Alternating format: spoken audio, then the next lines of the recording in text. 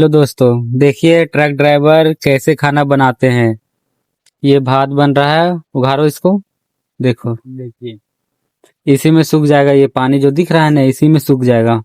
और इधर आलू है, और इधर देखिए, इधर ये सब सब्जी सब बनेगा। ये इधर मसाला, इसमें इससे हम लोग मसाला पीसते हैं, जो मिक्सी में ग्राइंड करते हैं ना, उसे हम लोग इसी में काटते हैं। देखिए, लहसुन और प्याज और लहसुन और मिर्ची है उसमें।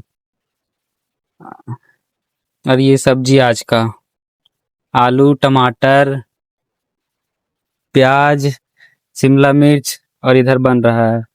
अरे देखिए इधर,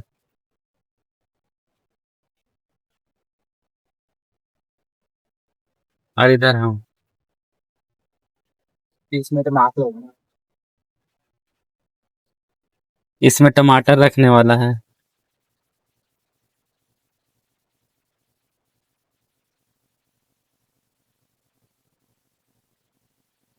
इधर पानी बोतल है पीने के लिए।